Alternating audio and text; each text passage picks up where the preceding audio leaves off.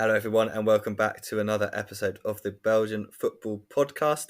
My name is Ben Jackson, and I'll be your host. And this week, we are finally all back together. We are joined by Joris once again. Joris, how are you doing? How was your trip? My trip was amazing. I'm sorry I could not join you guys too often. I think I talked to you guys once before the episode, but yeah, time-wise and internet connection-wise, unfortunately, it didn't work out too well.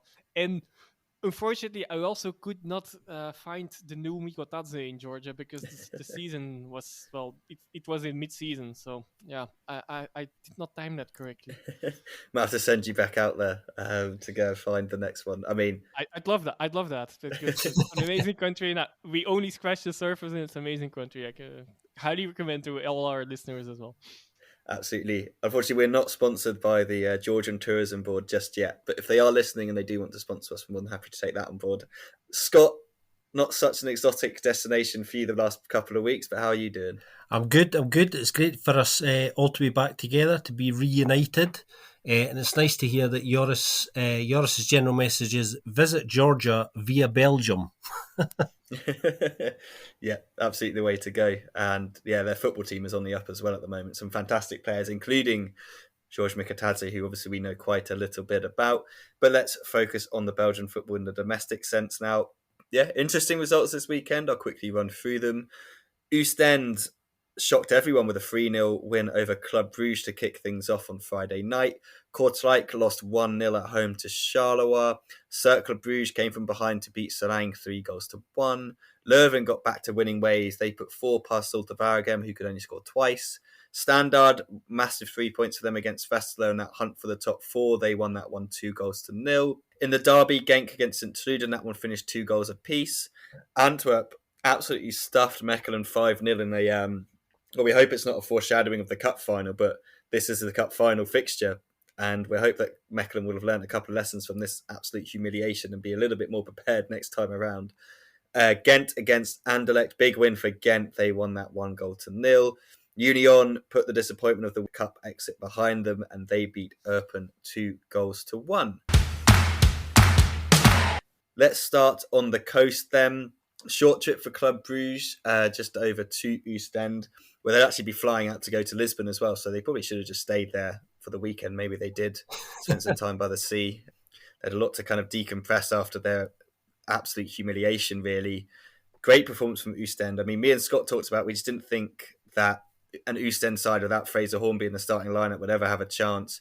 He wasn't there for this one. Durdov started up front instead, but Sakamoto and Ambrose were absolutely fantastic. Sakamoto had a couple of chances, Ambrose with a few as well. Buchanan had a glorious chance to open the scoring, but he messed it up on the counter-attack. However, Brandon Mekele then just inexcusable handball basically in the box. He looked perplexed. I think he was more perplexed with himself as to like what he'd just done, because it's one of those kind of like natural reaction things where as the ball, he's like gone for the header, missed the header because of the way Ambrose has like flicked it over him, and his hands just come up and hit the ball, and he hits the ball again with his hand. Ambrose obviously like, that's a definite penalty. Referee's just smiling and like, you know what you've done. That's a penalty. Ambrose steps up to take it. Simon Mignolet saves it, but on the rebound, Ambrose puts it in. 1-0 to Oostende at half time. Into the second half, club have had basically most of the possession, but Scotty Parker rings a couple of changes. Off goes Kamal Soa. He's replaced by Antonio Nusa. Onyedika also comes on. He comes on for Clinton Mata. So a slight change in formation as well for Club Brugge. But for Oostende, they got the second goal. 58 minutes in, comes in from a throw-in on the left-hand side. Mohamed Berthe, who's come on for Ivan Durdov just inside the second half, he lays it off to Cameron McGeehan. I'm sure we'll probably speak about this, but McGeehan's shot is a good shot, but I don't know what Mignolet's doing. He goes at it like with the weirdest hand. He kind of, it's to his right-hand side, and rather than using his right hand, because that's like what normal keepers would do, he like reaches over with his left hand like he's swimming. He kind of like does some front crawl thing over the ball. It's weird, and I think even the Dutch commentators I was listening to were like, it didn't seem unsavable. Like, it wasn't the best of shots we've ever seen. Club then pushed to try and get back into the game. Only 3 shots on target for them. One of those obviously not counted was a Hans van Aken volley, which did find the back of the net, but Bjorn Maher had already been offside. lots of people in the press were saying that kind of the big players for club were pretty much non-existent. The likes of Van Aken, your Langs, your Euclers, your Buchanans, Sora and Mata obviously had been quite poor up to that point. Just really not great defending. It was kind of put to bed. Sakamoto again, picking it up in his own half, running into Onyedika, and then just running through him. And if you haven't seen the size of those two players, look it up, because there's no way Sakamoto should be running through Onyedika, but he does anyway. Atanga's steaming through the middle. He plays it into him. He kind of it's a beautiful thing. He shapes with his left to curl it to Mignolet's right, but instead sticks it in the other corner.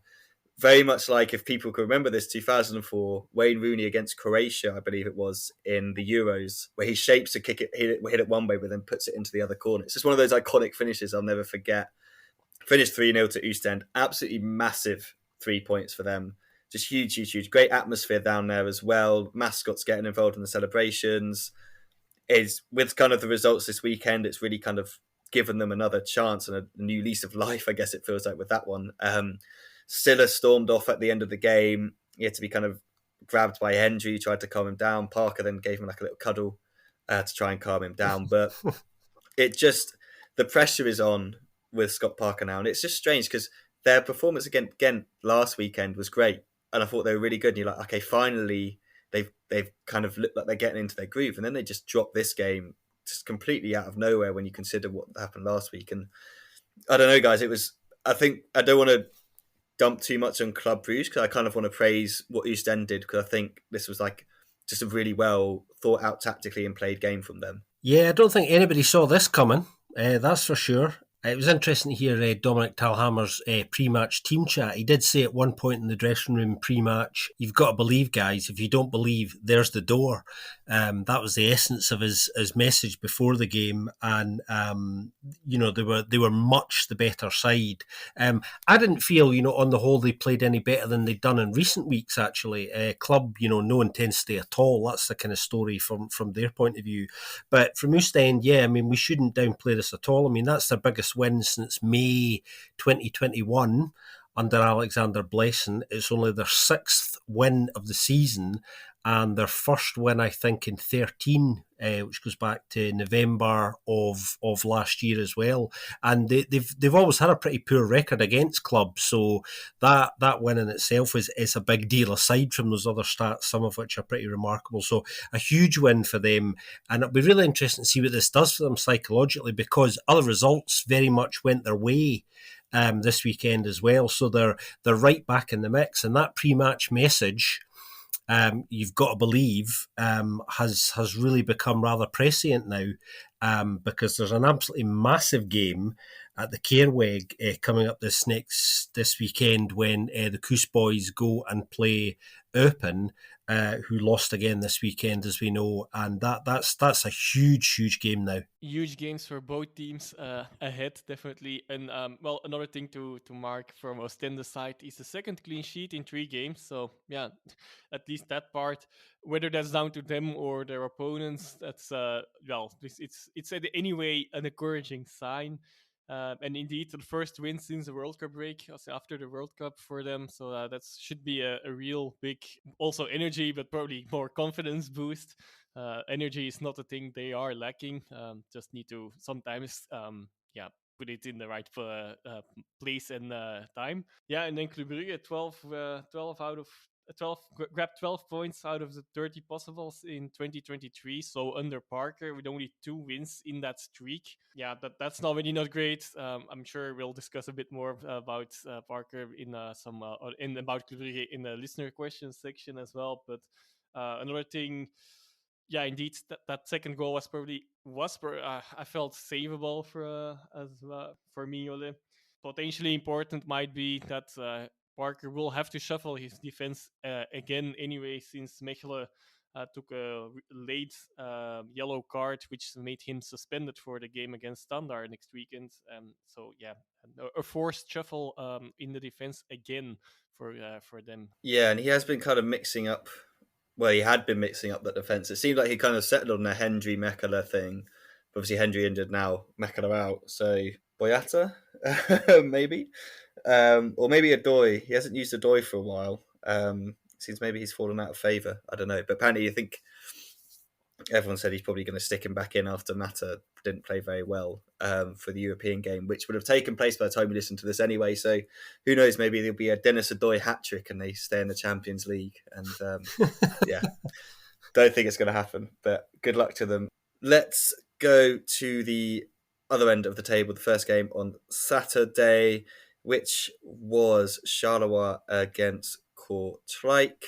Yeah, again with this one, kind of Kortrijk obviously coming off the back of that draw with Zortavag Gem, kind of another chance to pick up some points at home, which they have been doing reasonably well of late, but they just couldn't even score in this one, which will be deeply, deeply frustrating for them. Just finished 1-0, solitary goal from Yusuf Badji, of all players. Scrappy, as always, but it looked like it had been cleared off the line, but it's kind of obvious that the ball was behind the line when I think it was Vandenberg, and I can't remember who else was in there. But yeah, at the end of the day, just kind of quite inefficient, lots of inefficiency from Kortrijk. They had 18 shots in total, just 3 of them on target. So you think on another day, slightly more efficient, and they could have got a point or even kind of got away with all 3 points. With Oostende winning, it becomes a little bit more of a painful result because it means they're not quite able to continually bring the gap up.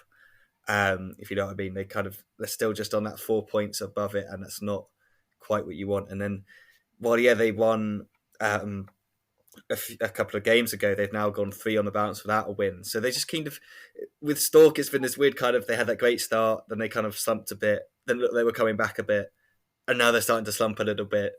It's just like you can't really rule them out as relegation candidates at the moment with results like that. But for Charleroi on the other one, they've now raced right into contention for playoff 2. Just at the end of this, 2 points behind Cercle Bruges, going like 5 games at least unbeaten now, 3 wins in that space of time as well. And it's not just Bio scoring the goals, obviously like Badji scoring, a couple of other guys are scoring as well. Definitely Mazu has turned things around there from what they were at the beginning of the season. And I think they should always have been kind of in that playoff 2 hunt. But part of me is like, I don't really want to see them in there. Just because like, they're not like one of my favourite teams to watch at the moment, unfortunately. But a good win for them against Kortrijk keeps them in the hunt for that playoff 2 spot. They've got more wins than Cercle Bruges, who are just ahead of them at the moment, so that could be an important factor. But yeah, I didn't actually see much or any of this game. I've just seen some highlights. So do you guys agree that Kortrijk, with the amount of chance they had, probably should have got something out of this? You might not have seen much, but you basically summed up almost everything that there was to say that I was about to say. Like, I just want to add one. I want to add one more thing, is indeed, and that might lead towards why you're not so fond of watching Charleroi at the moment. That's 4 clean sheets in a row now. Well, that's of course a good thing for them, but not necessarily for watchers of them. But in this game, that streak could have ended for sure. Kortrijk probably should have scored one of their chances, but efficiency, as we keep on saying. It's like I've never been away. But, some things never change. Some things never change, indeed. And a good win for them. And indeed, they are now in the fight for playoff 2. I feel Kortrijk probably will be fine either way, but yes, you can't completely rule them out for relegation struggles yet.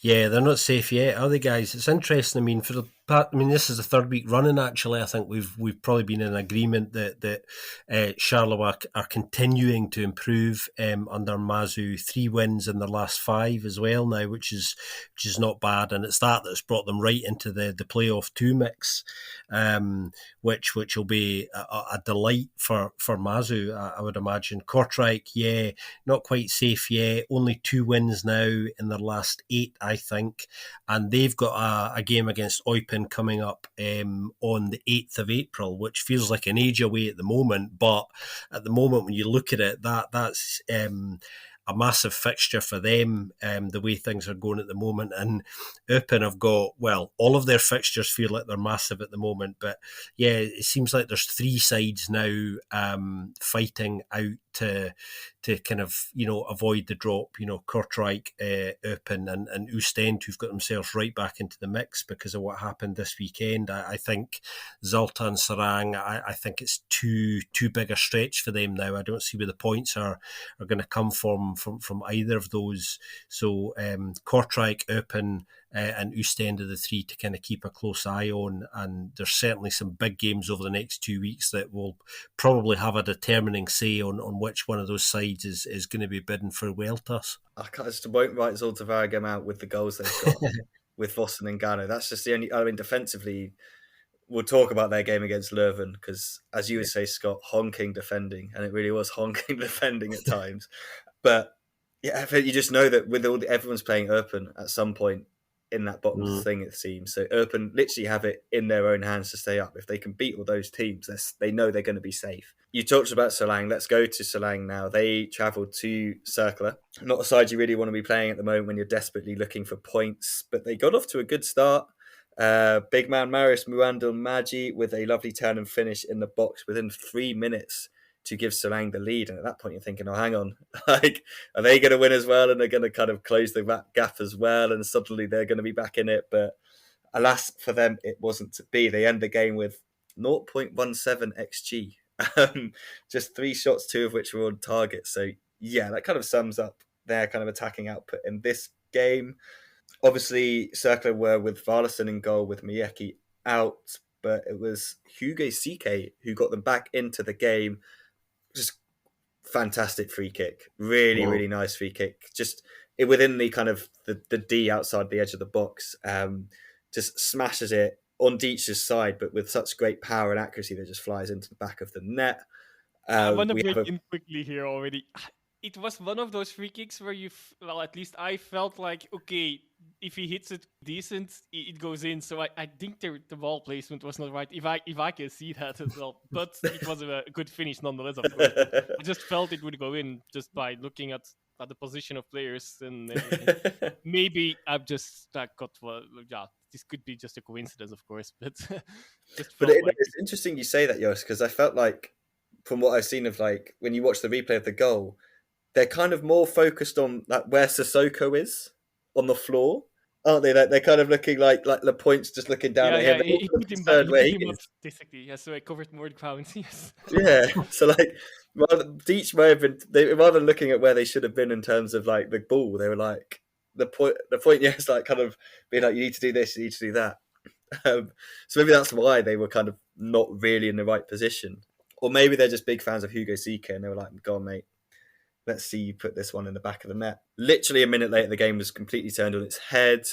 Abu Francis gets an assist with just a nice ball over the top. No one tracking Ueda. I don't know why you wouldn't be tracking Ueda at the moment. He's on absolute fire. And he knew he wasn't going to miss this. Really nice finish from him. 2-1 at half-time, and literally 10 minutes into the second half, the game's pretty much done and dusted. This time, Kevin Denke with the assist, Ueda with another goal. Finishes 3-1 to Cercle, but they end the game with something stupid like 19 shots on target, 19 shots, 7 of which are on target, 2.42 XG as well. So, yeah, we've spoken about it recently, haven't we, Scott? Kind of like routine wins, and if you take out kind of that early surprise from Solang, this could well have been gone down as a routine win for Cercle. Yeah, Cercle were totally dominant in the end, despite the early setback, and they're now in a playoff 2 spot. And really interesting over the last few days to hear Miran Muslic come out and say, yep, the target now is absolutely to finish in a playoff 2 spot, secure that, and then push really hard to try and win it, to try and win that European spot, which is great to hear because they've been pretty consistent over the course of the season. And from my point of view, the one of the sides I enjoy watching quite a lot, Cercle. They play good football. I think they have a great template with what they're trying to do there, actually, and they're really starting to see a reward for the levels of consistency. I think both individually, certain players, but also the team. That's them undefeated in 8 now 14 out of the last 24 points, which is pretty good. And they've got a really big game coming up this weekend as well. There's loads of games that are really, really nicely poised now with a lot at stake. They go to Brussels to play Anderlecht, who just last week, Ben, me and you were talking about it being kind of between Cercle and Anderlecht probably for that playoff 2 spot. Felix Mazu might disagree. He would argue that Charleroi are right in the mix now, which they are. But that Anderlecht game, particularly with the way their result went, is now a huge game in its own right as far as the implications for that playoff 2 spot are going. Yeah, not much to add. Well, one of my things was indeed that free kick. Yeah, give your opinion, of course, if that was something with the wall placement, or did you also feel that it would go in or not, or was it just me being me and having some luck with that once? Yeah, indeed, 8 games in defeat. It's and a big game coming up. And for Serie, when they finally got a lead again, they gave it away so easily. Whether that free kick was something, but anyway, then 1 minute later they already collapsed, and it was still so easy to score for Ueda there. And after that the game was done and dusted.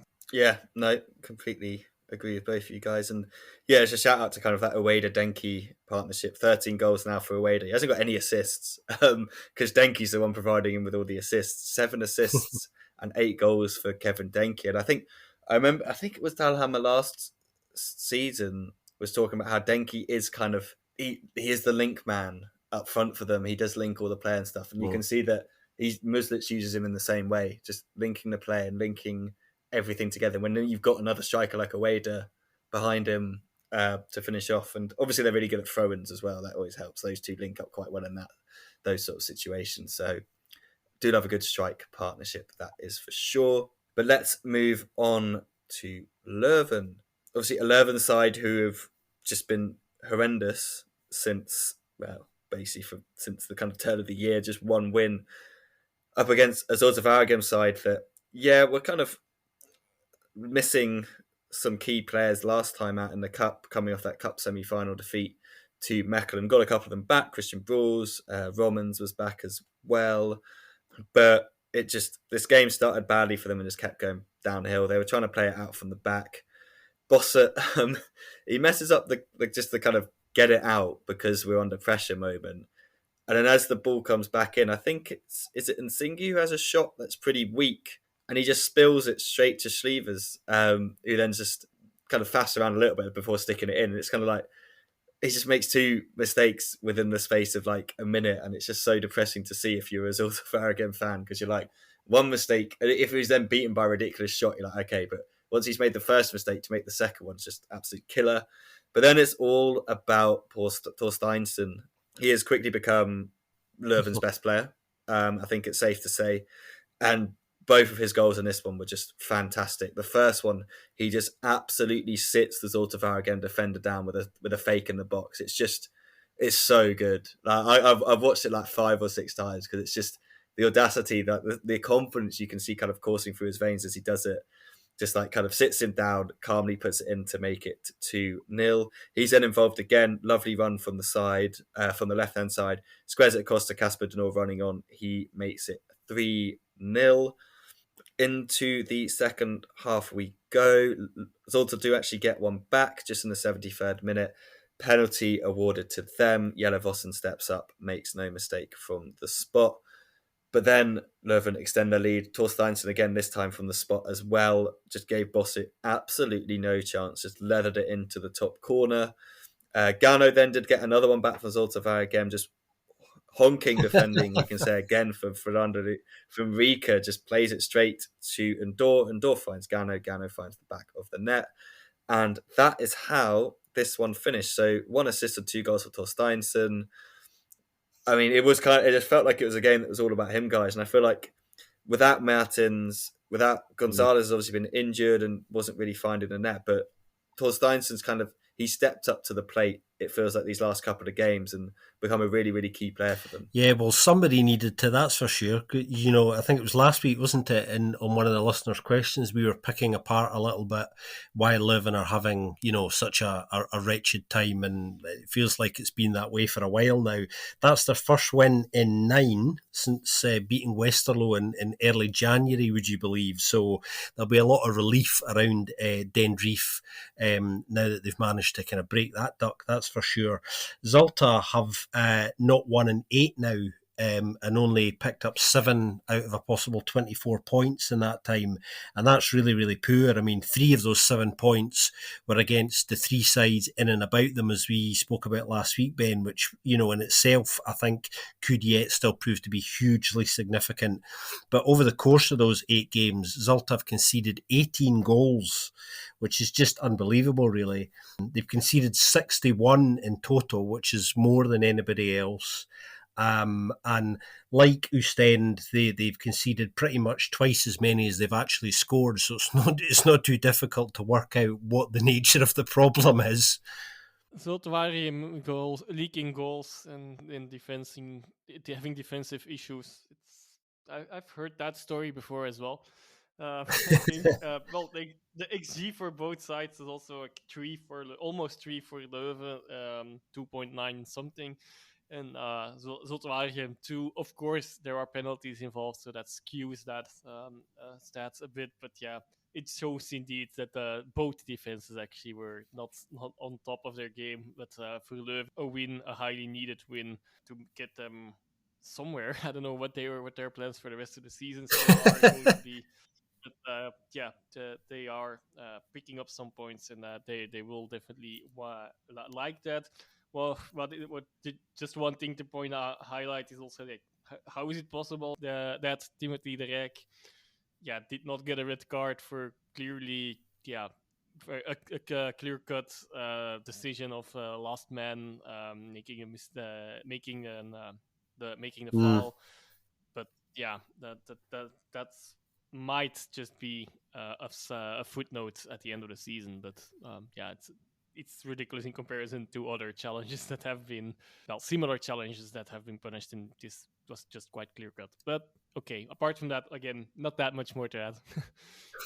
I'm looking forward to the referee coming out and explaining why that wasn't a red card. More on that later. Probably because he didn't want to have to keep making notes of every time Leuven scored, and he's like, if they go down to 10 men, I'm going to have to fill my notebook up because they can't defend with 11, let alone 10. Yeah, no, I've seen that one. It's just weird. Like, I just don't know how he got away with it, but he did. Let's move to the top of the league, the top-ish of the league. Standard Liege against Westerlo. We were talking about this being a good game for 2 sides chasing the top 4. Standard play well against good teams. That's been their kind of thing this year. And they did it again. The goals they scored in this one were lovely, and Noah Hayo is looking like a man full of confidence. Him, Donham, and I think Alzate combined for the first one. Really nice kind of run from Alzate, finds Ohio deep in the box. His pass around the corner to Donham is fantastic. Donham makes no mistake. Another player that Ronnie Dyler, I think if I saw correctly, he told him he just, in a nice way, lose some weight, get fitter, because you've got the quality to compete, to be at this level. I know how good you are from the Valerenga days and that. And it looks like he's getting the best out of Donham, the Donham that was kind of leading the way for the team from Oslo for many, many years. Into the second half, and Standard made it 2-0 again. Ohio involved. This time he squares it across to Balakwisha, who's racing onto it to make it 2-0 to Standard. Slightly sour note, I guess, for them to finish the game. Bizarre moment at the end where Bodart just comes racing out in the 93rd minute and handles the ball outside the box. And it's just like, what? What are you doing? So obviously he gets himself sent off, which means... Who was it that ended up going in goal? I can't remember. Was it Leifis who had to go in goal? Yes, yeah. Kept clean sheet with the last couple of things. So somehow I don't think Dyler's going to go with Leifis for the next one. I'm pretty sure it will be Henkenet, who we obviously know was kind of number 1 for a little bit under Luca Elsner last season. But A little, yeah, just slightly frustrating, I guess, for Standard. And then they've got Club Brugge next weekend. They have appealed for that red card, though, but I do not see why. Yeah, how is it? It's again another clear cut, and also the punishment is clear as well in this one. Yeah, So I'm not sure what they're trying to achieve there. makes no sense. But that's 3 unbeaten for Standard in a row. They beat Union, they've drawn with Anderlecht, and then they've beaten Westerlo. They now play Club Brugge. They play well against good teams, as I just said. So that game, I mean, if you're a club fan, you're a little bit concerned. If you're a Standard fan, you are looking forward to that one massively, aren't you? Yeah, I mean that's another fixture this weekend that is just looking really, really tasty now because of the way things have gone over the last week. Really nicely set up. Back to Noah Ohio for a second. 2 assists in this game for him. He's looked really good the last couple of weeks. I've been liking a lot of him this season, actually. I think tremendous potential, and he's starting to find a little vein of form and become kind of quite important to what Standard are doing. You know, there's a sparky side to him and a sort of dangerous incisiveness, if I can describe it as that I think really appeals to Ronny Deila. He's a big Deila type player. And if he can keep that form up, then he could be tremendously exciting next season for them as well. Bodart red card, yeah, absolutely. I have no idea what he's doing there at all. The game is won. Just absolutely crazy moment. Standard basically continued to improve, really. 4 wins in their last 8 with only 2 defeats in amongst those 8. So that's 14 out of 24 points. Pretty decent stuff. And now only a point off a playoff 1 place with that massive game that you mentioned, Ben, kind of coming up. So Standard look like, certainly the way they're playing at the moment, that they're going to be able to push Ghent and Club really, really hard for that 4th position spot, which is exciting for us and everybody else. And yeah, definitely look at that first goal. That was probably the goal of the weekend for me. And yeah, that was a really nice setup, like Ben already described as well. But definitely go watch it. Little point on Westerlo. Well, maybe it also is again a compliment to Standard because Westerlo were, well, not really in this game. It is the first time in 20 outings that they haven't scored as well. So, well, they might have if Vodar didn't deny whoever was through there. Not that it would have mattered, so it would not have made it a more competitive game. But just that stat might have disappeared for a while still. But first time since September, I believe that is that they haven't scored. But yeah, really just one side turning up for this game, and Standard looking good for now. Yeah, they definitely are. Let's go to Sunday and start with the derby. Obviously, St. Trident, we spoke about them last week, how their chances of playoff 2 are starting to slip away a little bit. Whereas for Genk, yeah, it was obviously the derby, so a big one, obviously, without Tolo Lakadale, who's injured. So that meant more was required from Mbwana Samata, and he answered the call. 23 minutes in, lovely cross from Gerardo Arteaga, lovely finish from Mbwana Samata with his header, kind of diving header into the bottom right-hand corner, just a really, really nice finish. St. Trident then got themselves back in the game just before half-time. Gianni Bruno with a free kick, which was headed in by Shinji Okazaki, of all people, rolling back the years there with that one. Into the second half, just some weirdly bad defending from St. Trident. Eventually, the ball falls to, I think it was Pencil on the right-hand side. He dinks it back over, and Samata kind of heads it in eventually. It kind of trickles in over the line, but the ball does get into play. I think St. Trident were kind of complaining for a foul on Teixeira before that happened, but they did get back into the game.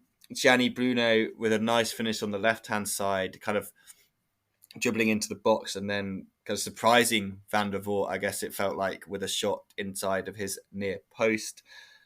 Vanken replied to that one by just making loads of subs. Collinsor on Castro eventually came on. Castro then got injured from a pretty bad tackle and had to go off. Vanken was pretty pissed about that, I guess you could say. He really wasn't happy after the game. Al-Hajj came on, Preciado came on for Castro. So I think Castro was on the end of the field for like 6 minutes, which is just not great for a player who's had to settle for injury minutes or time off the bench to kind of prove himself, which is a shame for him.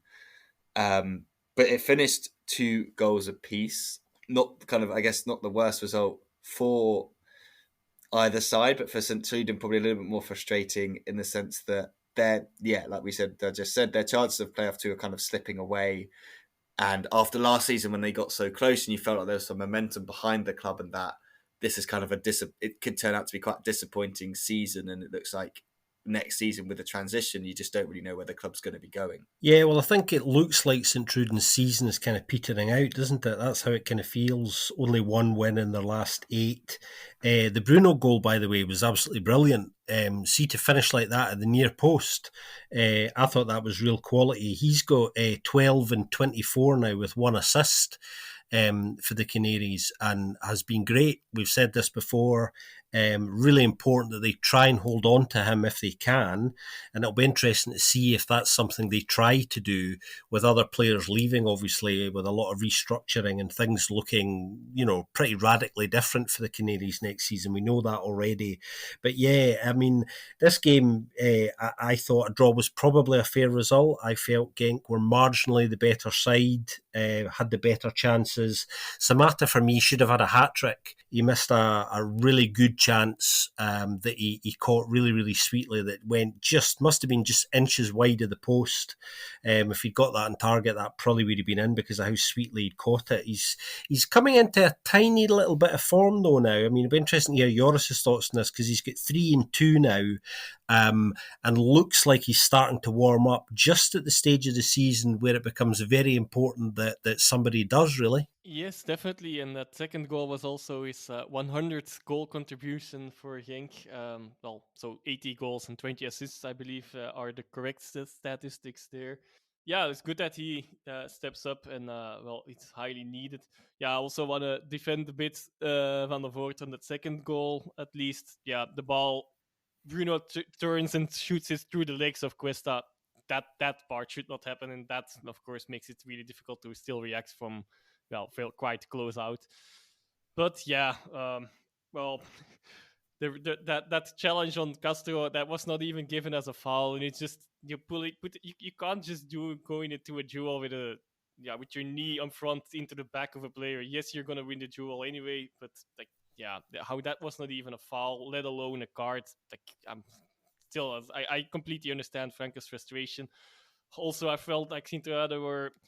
I know it's a derby, so you need to be playing. You can allow a little bit more, but I do think they went a bit over the edge. To be honest, Boya could have gotten 4 yellow cards before he got his first one, which was in the 20th minute. So, that's probably an overstatement, of course. But it's it was a bit too much in my mind, and they should have just won this game on King. Though in the end, I felt The problem is not, in my mind, is not the attack, but it's a third away game, at least in a row, that they concede 2 goals. So that also already is a prelude to a question we'll get later on, answer later on, I think. But there needs to be some iron out at the back again, securing it a bit better there. We all know that that's not necessarily Vanke's strength, though. That's also the part of of the playing style, but. We'll see if he'll find an answer to that and if things get better again. It's not that it's so dramatic. Yeah, and okay, the draw. Very frustrating, but that's football, I guess. The first point Sinterade have gotten as well, apart from all the stats Scott already said, in 4 games after 3 losses. So they will feel quite good about that, I guess. But whether that has more... whether the rest of the season has more in store for them is a question still. And still no win from Vanken against Hollerbach as a coach. That's an interesting stat.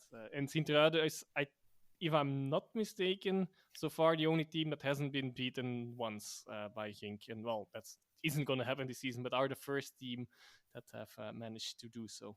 Yeah, it's interesting actually, Vranken's frustration. I think he's entirely right to feel that way. There was a lot of, Joris is right, I completely agree, a lot of really niggly fouls, some of which were beyond the realms of things that you would maybe allow because it's a derby. And I thought Pansel in particular was getting some really rough treatment, not absolutely awful tackles, but there was a lot of little niggly fouls going in on Pansel, and he was getting no protection from the referee at all. So I can completely understand where the frustration came from.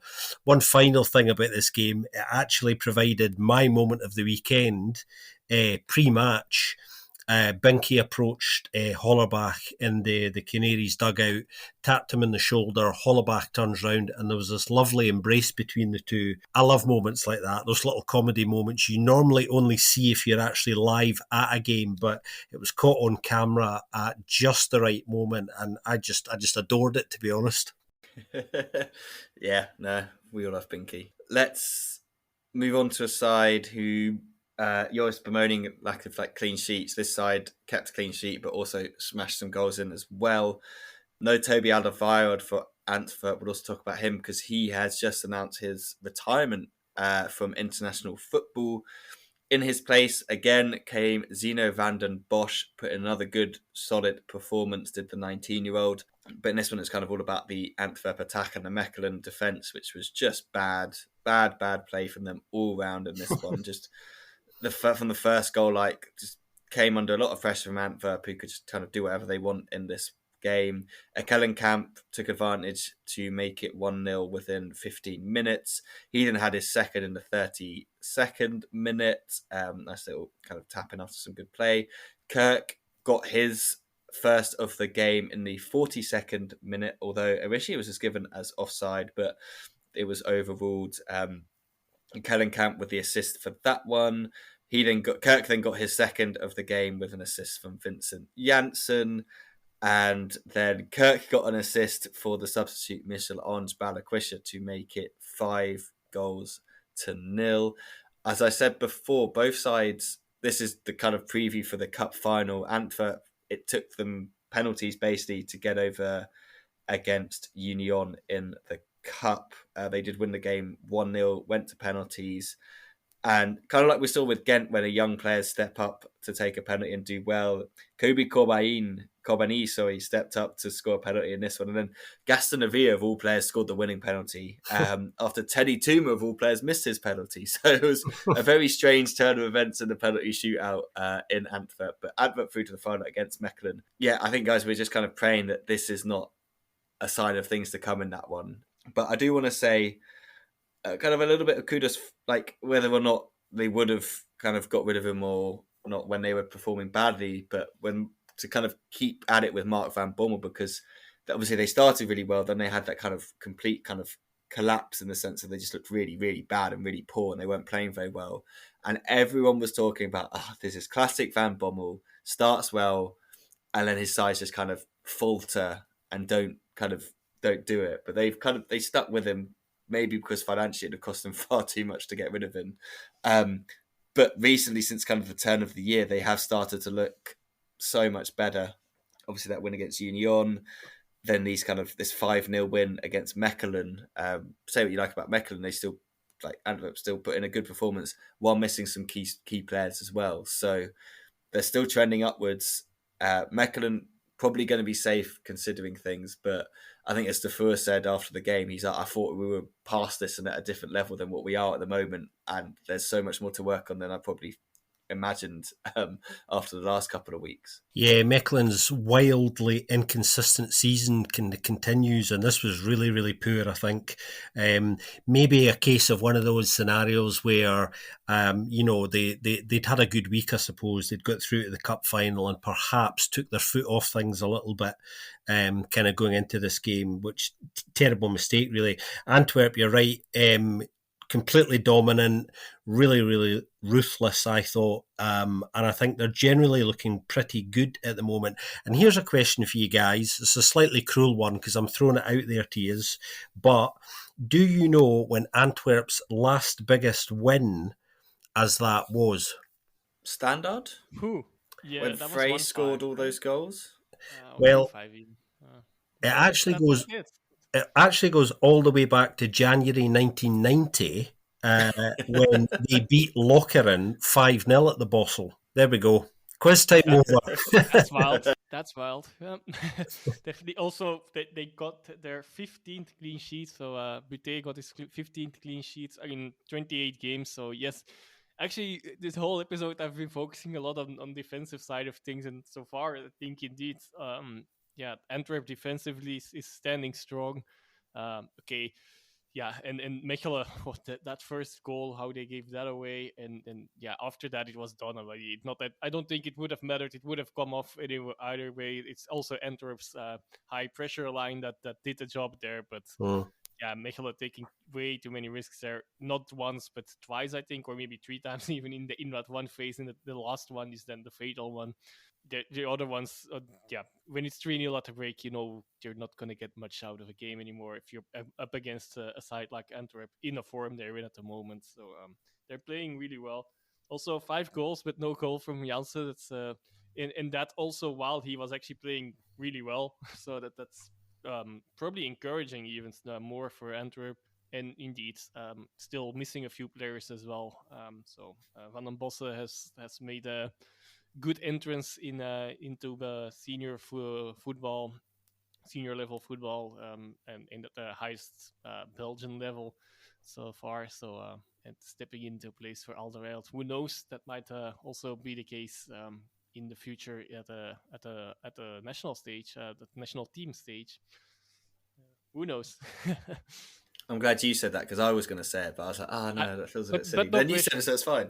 But you can put the pressure on him. Let's move to one side who'd love to be in Antwerp's position because they're in the top 4, and another side who'd love to be in Ghent's position because they're not even in the playoff 2. Skemp against Anderlecht, and yeah, tight one. I guess we could say, because when you actually look at it, average possession was 50% each, which kind of says that these are two kind of evenly matched sides at the moment. But Ghent shade it just because they got the goal, and goals win games, as we all know. Came from kind of a ball played from the back in the second half, long ball forward to Gift Orban running onto it. He cuts inside and smashes it into the top corner. Just another really nice goal from him. And it feels like they've finally found someone. I'm not going to start saying he's on Tisa Dali's level, but someone else who can get some goals sort of out of nothing or make some goals for himself in that side, which is kind of what they've needed, because they're quite like functional, I guess we could kind of say about some of the players kind of behind the likes of Hong, Orban and Kuipers, like your wide players, Newly Earns, Samwaz. They're not massively creative players. Coombs and Dessart as well. They're not like massively creative goal scoring players. So you kind of needed someone else up there who was going to do something a little bit different. And he's got that little bit of extra pace as well that they've been lacking in the forward areas with the likes of De Poitre. But yeah, another kind of note from this game, Amadou Diawara gets booked on the 53rd minute. Amadou Diawara gets sent off in the 76th minute. Benito Rahman and Verbruggen had a little bit of an argument after the game as well. And I feel like a little bit maybe of frustration for Anderlecht because they've actually been playing pretty well of late, kind of outside of that kind of defeat and kind of the defeat to Ludogorets away. They've been on a good run, but this game, not going to say it's completely ruined any chances of playoff 2 because they still are in the hunt, but this would have been a nice one to win. It's kind of as another confidence boost, another kind of road coming back into things. Whereas Ghent obviously winning with Club Brugge losing is massive. It closes that gap down to 1 point now. And with Standard playing against Club Brugge next week, that it's kind of a really nice kind of fixture for Ghent in the sense that Standard obviously on their back, so they can maintain a 1 point. If Club win, they can maintain a 1 point gap if they beat Zoltava again, which on paper they should, but it's Ghent. They're kind of, you never know what they're going to do. But even if Standard win, as long as Ghent win, they can leapfrog Club Brugge as well. So an important win for Ghent, and hopefully a confidence boost going into their midweek game against Istanbul Başakşehir. I can add a bit towards Anderlecht and their playoff 2 ambitions. There's this ridiculous stat, and well, they will have to change that urgently if they really want to still be in the hunt. They have played against the current top 8, 14 games they've already played, so 2 to go only, one of which famously against Cercle this weekend. And they have not won one game of these 14 against. So yeah, then it's quite difficult to get into these spots. So they may have been on a good run, but yeah, I guess it's also against the teams you would normally back them to win, and they will definitely need to get some to keep doing both keep doing that, and also take something out of these games against the better sides in the league. But it was their first loss in 7 games, so yeah. That also puts it in perspective, but yeah, not getting into that playoff 2, and actually they really need to get European football, which will be even more difficult to even top that playoff 2. It's looking quite easily. It's looking so bad again for Anderlecht. The results didn't go their way, of course, in the other games as well. On the other hand, Gent have not lost against Anderlecht in 5 years now, I believe, if I got that stat right. And they hit the woodwork twice this weekend, which makes their total now 13, which is most of all teams. So that also puts their position in the classification a bit into perspective. With a little bit of luck, ball going 10 centimeters, a few balls going 10 centimeters differently, it could have been completely different in the positive sense for them. Of course, that's just in a vacuum. You can't. I don't remember all of these balls, and like in this case, for example, it would not have changed the result of the game either. But yeah, it's just something. That another weird stat that I found weird or useless stat, but sometimes you just use them. Just like all stats. It's a pretty wild stat, the one about Anderlecht struggling against top 8 sides, if you think about it, because I mean that's something they're obviously going to have to change if they're going to make any kind of medium progress, really, despite all of the positive stuff that has been happening for them on the pitch recently.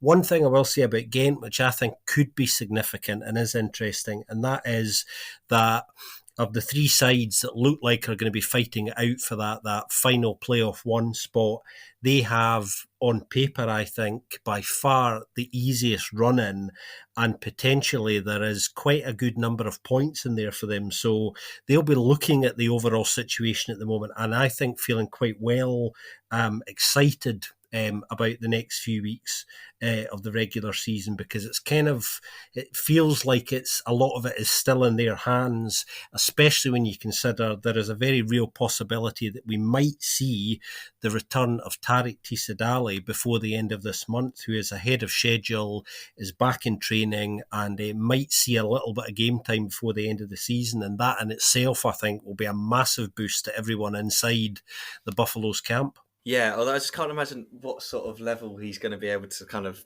come back at. Do you know what I mean? He's been out for so long, it's going to be just quite unlikely that he's going to step straight in. But I mean, just having him to come off the bench, maybe even for like the last 10, 15 minutes, could be a massive, massive boost for them. Maybe just kind of dribble his way into the box and get taken out. The international break might help with that. I'm sure they'll be chucking him into some sort of like friendly or something that they'll organise over that time just for his own sake, like a Tisudali testimonial friendly something, just to give him some game time. Let's go to Brussels for the final game of the weekend, which was Union Saint-Gilloise against Eupen. Union obviously desperately disappointed with that cup exit, and they've not been on the greatest run of form with that. That's 3 defeats on the bounce. Obviously, they lost to Standard 4-2, lost to Westerlo 4-2, then lost to Antwerp 1-0, and then the penalties. Boniface was rested for this one. Sykes also came in. So it was a Vertessen-Nielsen strike partnership, which we've not seen yet, I don't think. But it wasn't those two that got them off to the good start. It was Simon Adingra in the 14th minute. Another really, really good goal. Kind of absolutely does the defence before smashing it past Nuruddin, who got a surprise start, actually. I haven't seen why Merza wasn't playing. So if you guys have any details on that, let me know, because I thought Merza's been quite good. So Naradine came in, which was an interesting change. I don't think he could have done anything about the goal, to be fair to him. Not much he could have done about the second either, from Vertessen after a free kick from Union found him. And that was his second goal of the league season since coming in on loan. Urban did have a chance to get back into it with Prevoljak coming on in the 62nd minute. He then stood up to take a penalty that Urban had won in the 85th. However, Maurice saved it to keep it at 2-0. That save proved vital when you think that Prevoljak then did get Urban a goal back, but that didn't come until the 95th minute. Actually, a really well-worked goal as well. Like, they kept the ball well, they moved it around. I mean, how much pressure they're really under from Union is kind of debatable, but nice play from Peters, gets it across. Van Gerechten gets it, he plays it through to Prevoljak, runs on, puts it in the back of net. Very nicely taken goal from Urban. Just unfortunate for them that it came in the 95th minute. For Union, I think they just needed to get a win, and this was one of those, just get a win and we'll be happy with it. For Urban, it would have been great to get at least a point or something to extend the gap more than 3 that it is now to Oostende. It's just, that game against Oostende next week is just massive for them. And I mean, after that, they've got Ghent and Anderlecht before they then Kortrijk sort of again. So again, 2 sides in a round before they finish off against Club Brugge. So they kind of have to get something against Oostende if they're going to really give themselves a chance of staying up. Yeah, it's funny, isn't it? I mean, I absolutely love this league, how wildly things can change from week to week. We've been saying it for, forever now, that lesson's come home to roost again. It feels like there is now a ton of pressure on Eupen. Last week and the week before, I was saying that I felt they had enough fight about them, more so than some of the other sides, to kind of dig another 4 or 5 points out over the next few weeks to probably get themselves out of the hole they're in. Well, they're in trouble, and I'm quite worried about them now. Looking at the 3 sides that we've already spoke about, real pressure on them going into this game against Oostende this kind of coming weekend. So it's going to be really interesting to see how they respond, especially with the way other results went this past weekend. I was saying to both you guys before this game that I thought it was really important that they got at least a point out of this, which they didn't manage to do. So the heat is definitely on. Union will be delighted to end that winless streak, which feels like the longest winless streak in the world by their standards, considering the records they've been setting over the last couple of years. That three-game winless run feels awful, and by most teams' standards, it would be considered, something you might criticise them for. But it's quite remarkable that, such a short run of less than ideal results would be so notable, but it is because they've been doing so well. So they'll be glad to have kind of put an end to that finally. Simon Adingra's goal, an absolute belter. We know he's got an absolutely worldie in him. He's scored quite a few like that. The way he turns when he receives the ball, he knows exactly what he's going to do with it instinctively, and absolutely no chance for Nuruddin, who, as Ben was saying, it was lovely to see back, because didn't look like we were ever going to see him again. Yeah, and Edward still said after the game, I believe, or maybe it was straight after the game or later on. I think Moser was just not 100%. So we'll see if he will be in goal again next weekend for that all-important game against Oostende. Well, a must-not-lose game, I guess, is at the least you can say. And yeah, indeed, given the schedule, probably better win that one as well. Most things have already been said again, but a few things noteworthy. Well, Thuma getting off, but Gerards in the first half already, but Gerards already came out and said it's was more of a precaution, and they just really want to prepare him for the game against the other Union Berlin on Thursday, and the rest of the upcoming fixtures, of course, as well. And it was their Union's first goal on a free kick this season. That second goal, by the way, that as well. And it only came because like the complete lack of defending. Well, it's a smart free kick actually, but Peters losing his man Vertesse out of sight, and he could just run straight on goal. That's awful defending, but interesting that was actually their first goal on free kick, not their first on set pieces, of course, but yeah, specifically free kick. Which is quite remarkable given their standards indeed as well, and given they have a few players that really can kick a ball, as you could see at that first goal as well. And Eupen, they didn't start too badly, but they did, after that second goal, the game was just over as well, and like they only got their first shot on target after 65 minutes, I believe. Yeah, just not. That's not going to win you games, especially not against a good side like Union. And again, the defending maybe. I don't know how that was a penalty. First that before I get to the defending, how that was a penalty for Eupen that could have brought them really back in the game. It's what was it, 5 or 10 minutes to go, that for an all or nothing attempt. But I don't know how you could keep that a penalty, give that as a penalty. But Danil, the referee, is really known as like someone who's really severe with handing out cards and giving penalties.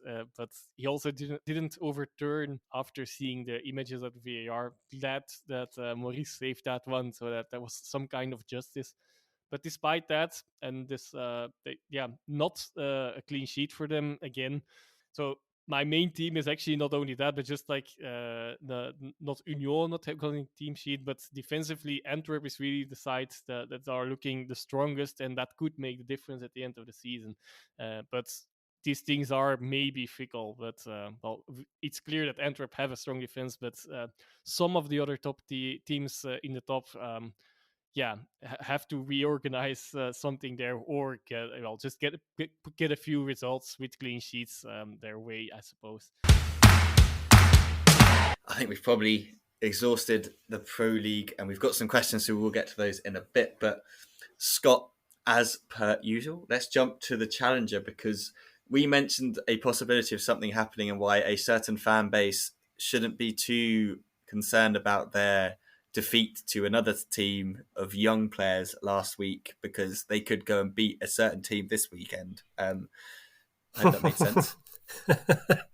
Yeah, I mean, last week we were saying, there was a massive game, the game at the Freetiel between Beveren and Molenbeek, which had huge implications. I mean, going into this game, the top two who've been kind of toe-to-toe for most of the season, Beveren were going into this 6 points behind Molenbeek. And I think we all kind of felt that if Beveren lost this game, then it was probably over, so early into the playoffs. And it didn't start well for them. They went 1-0 down kind of quite early on. Vukitic having a bit of a nightmare, losing possession, and Yusuf Chaluk with an easy tap in to put Molenbeek 1-0 up early at the Freetiel. And actually, Molenbeek were much the better side for the first 25 minutes of what I managed to see, and were unlucky, in truth, not to be more than one up. At this stage, Beveren go in 1-0 down at half time, and it's all looking pretty grim, and the pressure's all on them, and come out and have an absolutely massive second half. And long story short, as we all know now, they managed to turn the game around, win 2-1, and reduce the gap at the top to just 3 points. So the title race has been reignited, everybody, which is exciting for certainly for all of us. A really big weekend and really interesting game that. I enjoyed what I saw of it. I managed to see most of it, and I've heard very good things from those who did manage to see it as well. They managed to enjoy it. It lived up to all of its expectations. In terms of other results in the Challenger Pro League this weekend, Anderlecht under-23s lost in Brussels to Club Next, who continue to have an impressive playoff. Liège lost 1-0 at home as well to Beerschot, and Beerschot managing to keep their slim hopes of perhaps being able to challenge for the title and promotion still alive, just with a little glimmer. Playoff 2, the relegation playoff, Virton lost again at home to Denza and look increasingly doomed now, I think. I think it's too big an ask for them now to kind of close that gap. Elsewhere, Lommel beat Dender 1-0. And the final game in playoff 2 was a slightly controversial game in its own right. Young Genk drawing 1 each with SL16 in a game which saw 4 red cards, everybody. Yes, 4. And, a fair bit of controversy surrounding that. And we may hear some more fallout from that particular game over the next week or so as well. So the big news really is that the title race is well and truly back on, guys. Yes, and also in addition to the title race, psychologically also very important, because it's the first time in 2 years that RWDM, that Molenbeek, have lost a game after going in front. Yep. So it's a nice turnaround. It was almost to the day 2 years ago. The 3rd of March 2021 was the last time, and I think the game took place on the 4th. Anyway, in this weekend. And the Young Genk still 16 game. Well, let's really hope it does not have to. That both teams are not going to need a few points at the end of the season, because that was just horrible refereeing again. Nubi, who had gotten a yellow card and should have gotten a second yellow card. Well, the referee gave the yellow card ultimately, but to the wrong player. And then he might be suspended as well for the game against Club Brugge, because now it has come out, even though he didn't get the actual second yellow card, that he might get suspended anyway, well, which would be rightful, of course. Notably, of course, also that's where 2 of the 4 red cards came out of after the brawl, after not giving that yellow card initially, and then some discussions going on.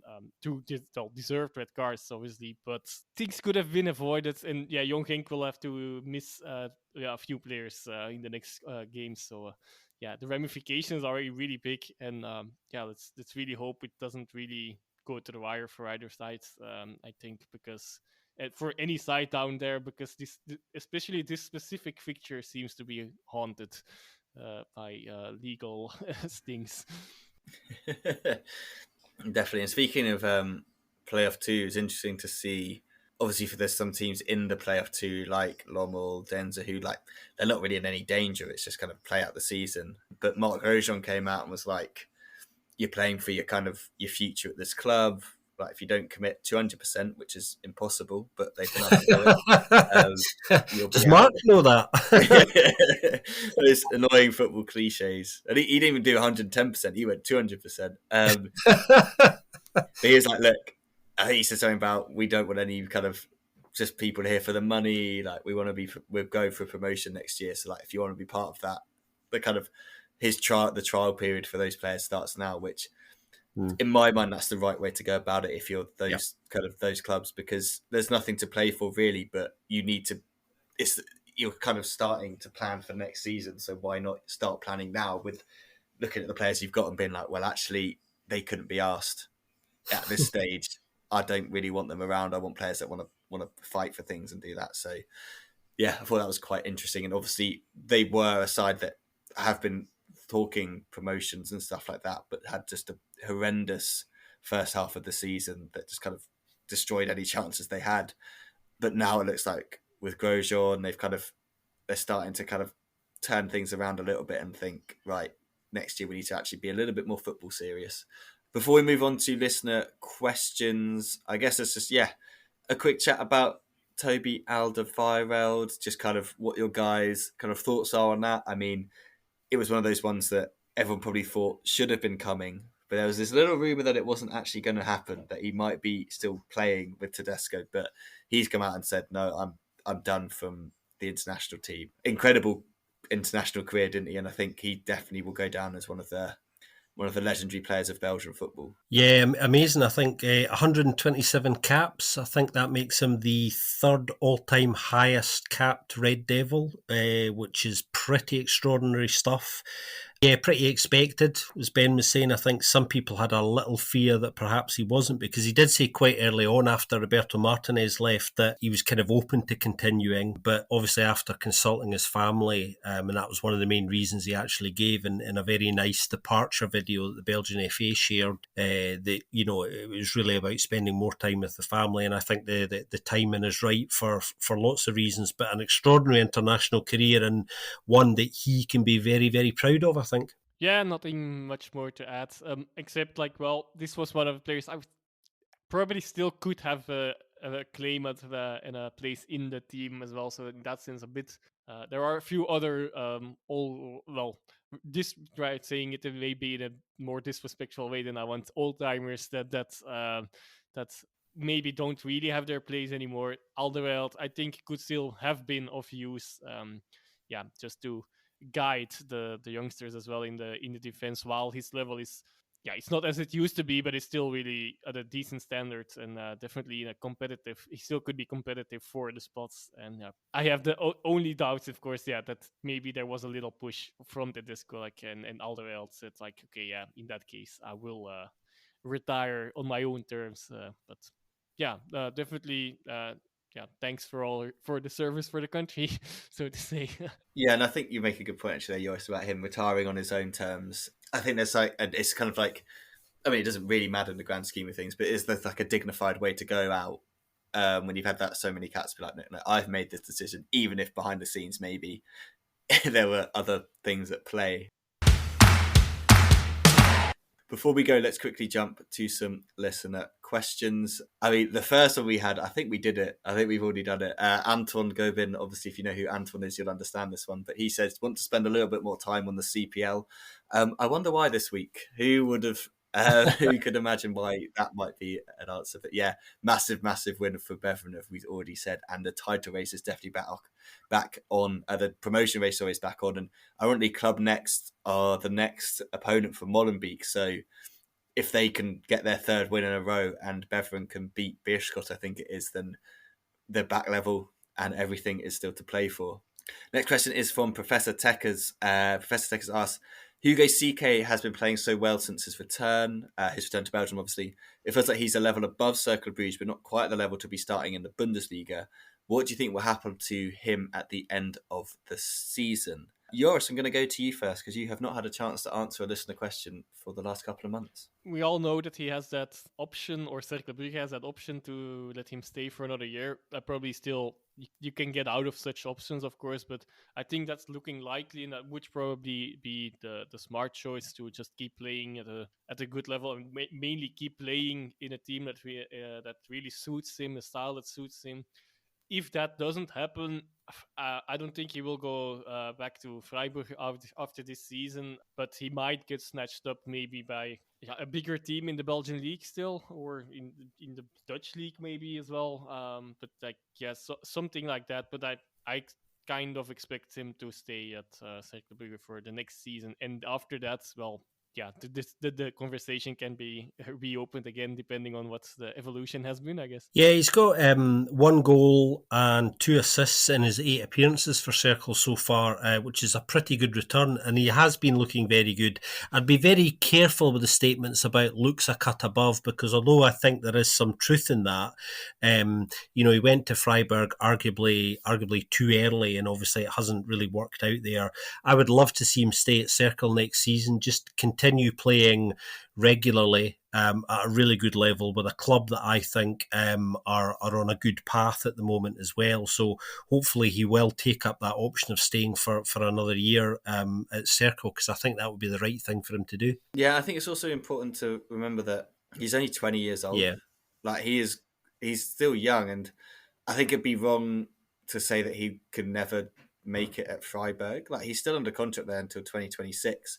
Another year with Cercle and then going back, you hope would be a better player at that point, and then maybe he can make that step up into the Bundesliga. That's kind of how I say it. I don't want to write him off just yet, because he's just still so young and he's still got so much more to develop and stuff. And for Freiburg, it's a win because you send him away for 2 years. He plays in a team that suits his style of play. He gets more confident. He gets to develop as a young player, and then kind of comes back to Freiburg. But also, there's also that possibility that if he really does impress at Cercle Bruges, Monaco might go in for him and try and take him over there. So he's already got that. He's got that kind of option as an avenue as well. So he's kind of he can impress teams in the Belgian league with his performance. He can impress Monaco, and he can impress his parent club Freiburg. So plenty of options. But yeah, I think agreed. Like him to stay, but he could go back to the Bundesliga potentially if he's developed and become kind of grown and matured in his style of play. Next question is from long-time listener Aidan Button. Aidan asks, bets on who makes the 4th Champions playoff spot now we're virtually in the home straight. Feels almost impossible to call. Yeah, I definitely agree with you, Aidan, in terms of impossible to call. But Scott, you're going to have to answer this one and give us your kind of team you think is going to make it. Yeah, well, it's getting quite exciting, isn't it? I think looking at the run-ins for the 3 sides at the moment that are all over this, I think Ghent are probably the favourites, as I was alluding to earlier, for a number of reasons, but mainly because I think they've got potentially the easiest run-in and the most haul of points there in their favour, if they can do the business, of course.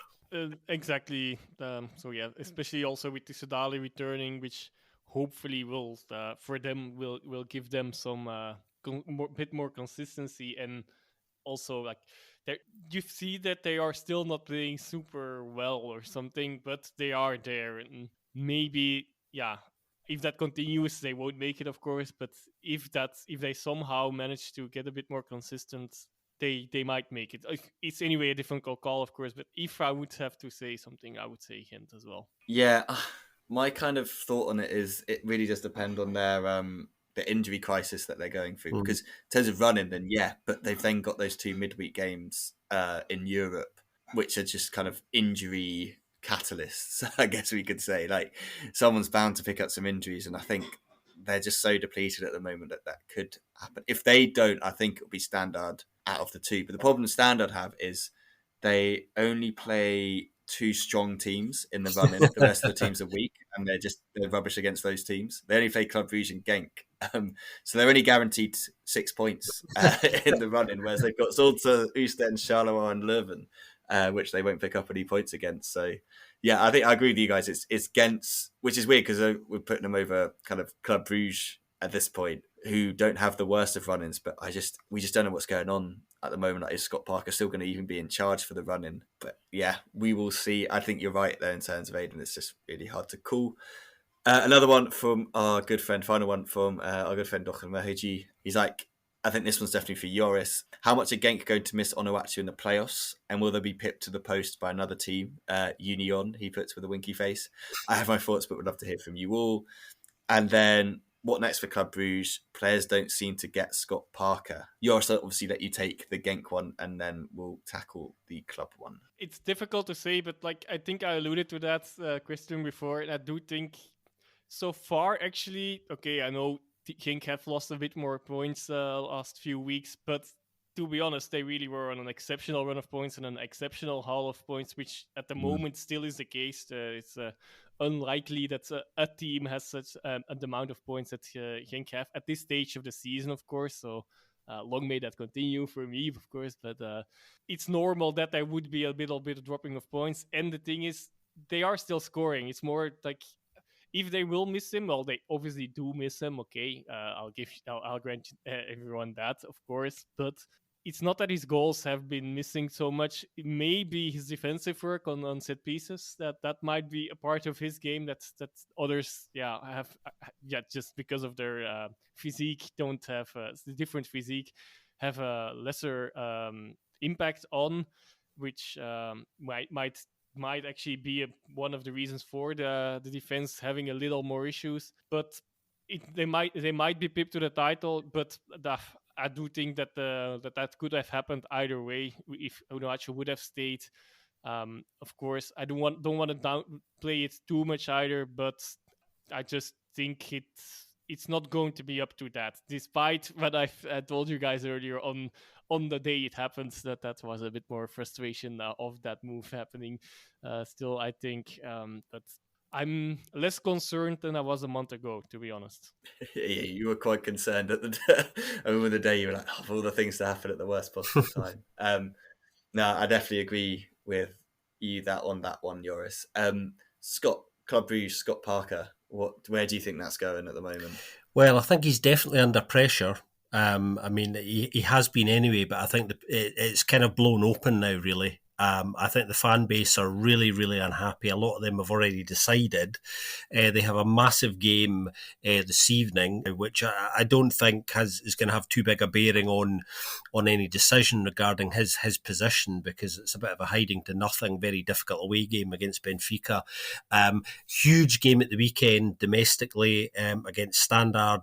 Massive pressure to win that. I think if he doesn't win that, who knows, that there's a real possibility he will not be here this time next week, I think, because there have been conversations with a number of other names and a lot of speculation going on at the moment. So I think it's a huge game this weekend, and probably one of the last fixtures, in all honesty, that he really wanted, considering the pressures on him. Having said that, he did say this week that things haven't been good enough, so he does recognise that himself. But for me, particularly looking at the performance against Oostende, I don't think these players are generally responding to him at all, actually. Well, I mean, he's been saying things haven't been good enough since he joined. Do you know what I mean? It's been the same after everything. Yeah, no, I think, and Alfred Schroeder's available, so they'll probably just go get him, bring him back again. But no, I think he wants a different challenge or something like that. I read somewhere, but I don't know. I feel like they may stick with him even after the Standard game, because they may look at the running and be like, well, he can still pick up points against Salang, Erpen, and those sides. But I mean, they've got to have a lot of confidence that he will do that, and the club will do that. And I think it probably is partly on the players. The players aren't performing at the moment either. No. So it's kind of a bit 50-50. It's not just his fault, but he's obviously going to be the one to take the blame for it. So it is what it is. Who knows? Maybe next week we'll be talking about a different manager at Club Brugge. But I think that is probably all we have time for. It's nice to be able to say Joris and Scott rather than just Scott at the end here. But as always, it's been a pleasure. It's been great to be back together again.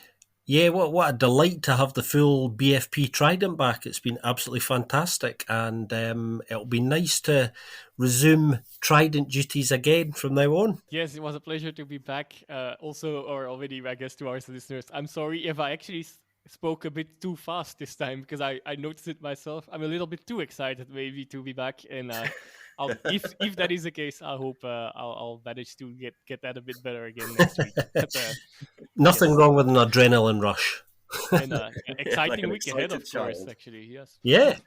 Yeah, we've got European football. We'll definitely talk about the first legs next week as well, between Union and Union, Ghent and Anderlecht fixtures as well. And then we'll obviously talk about the fallout potentially from Club Brugge Benfica. Who knows, maybe there'll be a miracle tonight as of recording, and next week we'll be talking about how well that went. But we're kind of crossing our fingers and toes for that one. But as always, thank you very much for listening to this episode. Please do leave us a review on your podcast app of choice if you haven't already. And yeah, we'll be taking listener questions again next week. Keep them coming. We absolutely love to see them coming through, and kind of we talk about them a little bit in our chat beforehand anyway, so we've kind of already warmed up in preparation for what we're going to say. But yeah, definitely keep those coming, so you can get in touch with us on Twitter if you would like to. And as always, we'll speak to you very soon on another episode of the Belgian Football Podcast.